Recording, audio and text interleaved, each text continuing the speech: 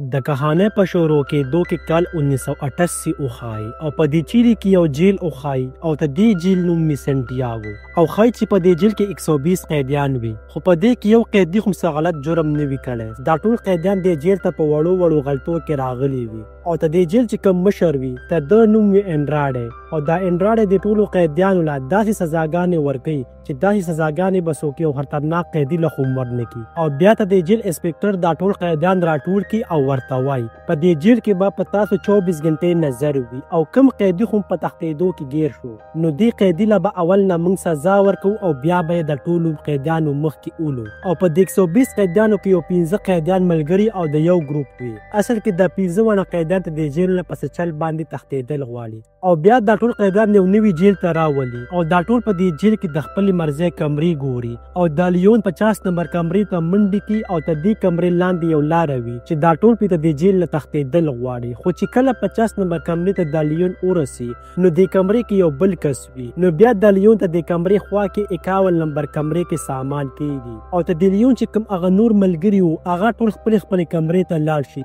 کمې کمرې چې دوی د مخکې نه خوښې کړې وي. نو بیا یو دوه ملګري د لیون خوا ته راشي او د لیون ته وایي چې ستا خو 50 نمبر کمره وه، په کار ده چې ته هغې کمرې ته تللی وي. نو دا لیون ورته وایي چې دا کمره په لومبي چت کې وه نو ځکه ورته زه راونه رسېدم او ستاسو کمره په ځمکې پلور باندې وه نو ځکه تاسو خپلې کمرې ته ورسېدئ. او اوس به د 15 واړه ته د جیل نه تښتېدل غواړي، خو ته د جیل نه تښتېدل دومره اسان نه وي او دلته کې چې څومره قیدیان هم دي هغوی باندې هغه کار کوي کوم چې د قیدیانو له ورځي. بیا لیون خپلو یو دوه ملګرو ته وایي چې موږ له پکار دي چې په دې ځمکه کې یو سورنګ وکړو. اصل کې دا لیون یو ساینټیسټ وي او دا لیون په دې قدمونو باندې په دې جیل کې دا سورنګ ناب کړي او ښایي چې د دې سورنګ ټول اوږدوالی 210 فوټ وي او دا سورنګ به ته د جیل نه بخار په یو تالاب کې روزي او دا تالاب نه اخوا دېخوا ډېر زیات بوټي وي. مطلب که دا ټول یو پیرت دا سورنګ د تالاب ته ورسوي نو په اسانه به دا ټول ته د جیل نه وتښتي. خو بیا خو دوی ته یو غټه مسله وي، مسله دا وي چې دا ټول دومره غټ سورنګ وکړي نو اخر ته دې سورنګ چې کومه خاوره وي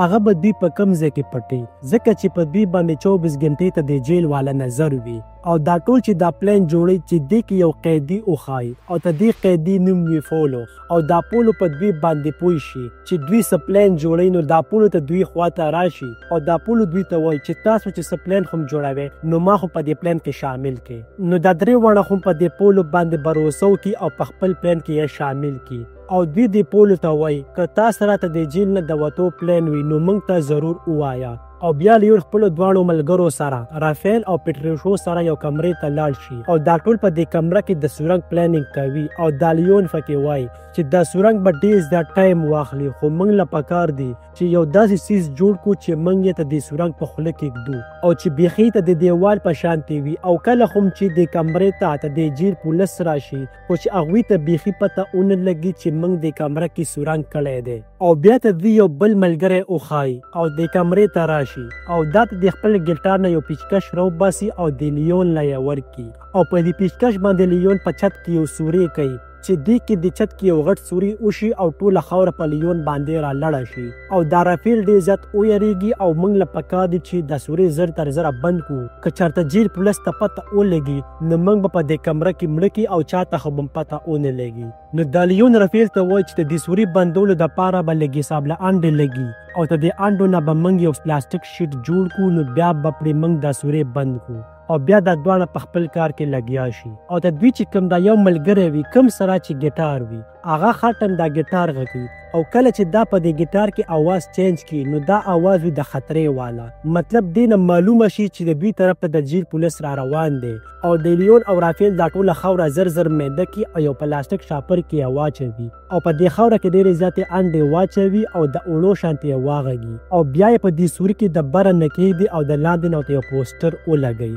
چې چاته هم پته نه لګي چې دلته کې یو سوري دی او دلته کې اوس دا جیل سیکیورټي هم راشي او ته دوی دا کمره چیک کوي او دې کې دا یو سیکیورټي والا دا پوسټر لرې کولو والا وي چې دې کې ورته د بخار نه یو بل سیکیورټي والا आवाज وکړي او دا جیل سیکیورټي والا ته دې ځای نه لاړ شي او دا ټول خو بچ شي. او بیا دوی ته یو بله غټه مسله وي دوی چې په کومه کمره کې سورنګ کوي دوی له پکار وي چې موږ یو داسې بلاک جوړ کړو چې کله خو موږ د سوري کې کار بندو او یا د سیکیورټي والا راشي چې موږ دا بلاک په دې سوري کې کېږدو او چې د بخار نه چاته خو پته نه لګي چې دلته کې موږ سوري کوو او بیا دوی ته لرګي نه یو بلاک جوړ کړي او په دې دیوال کې سورې شروع کړي، مطلب دوی سورنګ باندې کار شروع کړي. او دې کې دا ګټار والا قیدي د کمرې ته په منډه راشي او دوی ته وایي چې د سکیورټي والا را روان دي. نو دوی چې کوم سورې شروع کړی وي هغې مخې ته زر زر سامان خرڅ کېږدي او ټول په خپل کار کې لګیا شي. او دا سکیورټي والا د کمرې ته راشي خو ته د سکیورټي والا په دوی باندې لږ صاحب له شک هم رانشي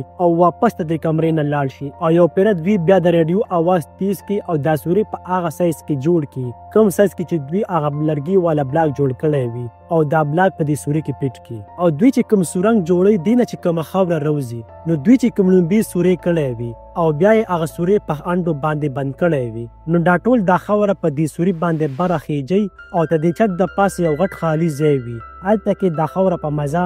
باندې ږدي. او دلته کې یو بل قیدي وي او ته دا نوم مې آسکر او دا ټول قیدیان چې هره ورځ یو بل پسې په نمبر اوزي روزي نو دا آسکر هم په دوی باندې پوه شي او بله ورځ باندې دا لیون او رافیل ته د سورنګ جوړوالی ناب کړي نو دا دواړه ډېر زیات خفه شي ځکه چې د څومره ورځو محنت نه بعد هم ته دوی سورنګ دومره جوړ نه وي. نو دا لیون رافیل ته وایي که چېرته داسې پکې کار روان وي نو په دې سورنګ کنستو کې به څومره کلونه ولګي موږ به اوس په دې پلان کې نور کسان هم شاملو. او بیا دا لیون د کمرې ته نور قیدان هم راولي او دا سورنګ ورته وښایي او دا لیون د ټولو ته وایي چې تاسو موږ سره د سورنګ کنستو کې مدد وکړئ نو زر به موږ ټول ته د جیل نه بهر وځو. او دا ټول قیدیان ته د لیون خبره ومني. دې کې څه قیدیان داسې وي چې د 500 سزا پې ختلې وي او دوی په ریډیو باندې دا نیوز هم واوري کوم چې د چیلي لیډر هغه ختم شو او بل لیډر راغلو. نو دا قیدیان نور هم غوسه شي ځکه چې ته دوی دا لیډر خوښ و کوم چې اوس ختم شو. او اوس دا ټول قیدیان دوه ګنټې په دې سورنګ کې کار کوي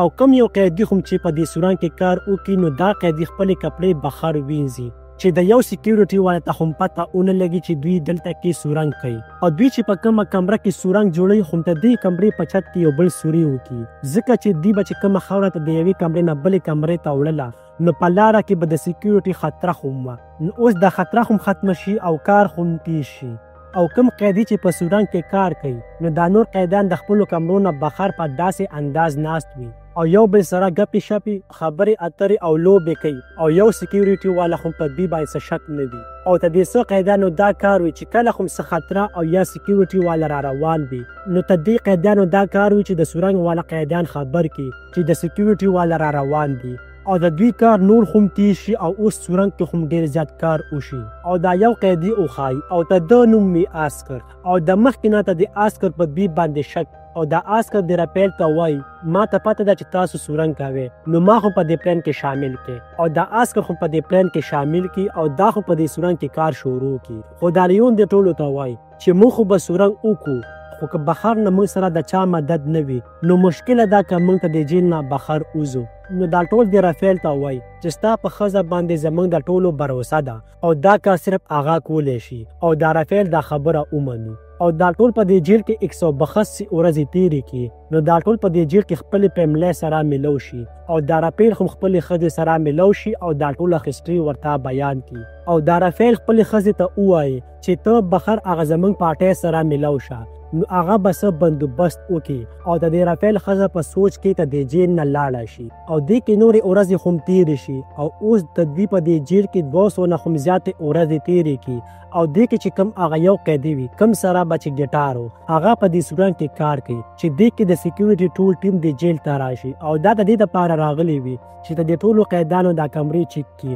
نو دا لیون په منډه هغې کمرې ته لاړ شي کومې کمره کې به چې دوی خاوره ږدله او دې ټولو ته اشاره وکړي چې د سکیورټي والا راغلی دي زر راکوز شي. خو دوی سره اوس دومره ټایم نه وي چې دا هر څه واپس په خپل ځای کې او سورې هم بند کړي. نو دا راپیل د سکیورټي مخې ته ودرېږي او دا راپیل د سکیورټي مشر باندې حمله وکړي او دا نور قیدان هم په د سکیورټي والا باندې حمله وکړي او دا سکیورټي والا دا ټول قیدان ووخي. خو اوس لیون او نورو قیدانو ته ټایم ملو شي او سورې هم بند کړي او هر څه هم واپس په خپل ځای باندې کېږدي. او کله چې دوی بهر سیږي نو هغه کم قیدانو چې په سکیورټي والا باندې حمله کړې وي نو هغه ټولو قیدانو نه انډراډ کمیسونه ایستي وي او نور ته یې ودرولي وي او دا انډراډ ته د جیل مشر وي او دا ډېر زیات خطرناک انسان وي او هر ټیم یې په قیدیانو باندې نظر وي چې دا قیدي به څه ناسه کوي. خو دا رافیل د خپل قابلیت او بهادرۍ نه د لیون او ټول ملګري یو پیره بیا بچ کړي. او بل طرف ته د رافیل ښځه وښایي او دا هغې پارټۍ له ورشي کومې پارټۍ له به چې رافیل کار کو او دا ټوله هسټري ورته بیان کړي. خو د هغې پارټۍ مشر ورته وایي چې ازیر وخت موږ د رافیل مدد نشو کولی. نو بیا ته د رافیل ښځه د رافیل پلار پسې لاړه شي او دا رافیل پلار په چرچ کې یو پادري وي. نو دا ورته دا ټوله هسټري بیان کړي چې رافیل ته زموږ د مدد ضرورت دی. نو بیا دا دواړه یو بل کس سره ملو شي او دې کس به مخکې رافیل سره یو ځای کار کو او دا کس ورته وایي چې زه یو ګروپ پیژنم او هغه ګروپ ته دوی مدد کولی شي او دا ټول اوس د رافیل د مدد دپاره تیاری شروع کړي او بیا جیل وښایي چې هر یو قیدي په خپل نمبر باندې په سورنګ کې 2 غنټې کار کوي او ته دې ټولو قیدیانو اوس په دې جیل کې او په سورنګ کېناستو کې 392 ورځې وشي او کوم قیدي خو چې په دې سورنګ کې کار کوي نو دا سورنګ ډېر زیات جوړ او اوږد وي. نو د اکسیجن د وجې نه چې کوم قیدي خو کار کوي هغه شي بېهوشه. نو دا رافیل ورپسې شاته وي. نو دا رافیل دا قیدي واپس راکاږي او د سورنګ نه یې بهر روباسي. نو دوی ته پته ولګي که چېرته داسې وي نو مشکله ده که موږ دا سورنګ وکړو.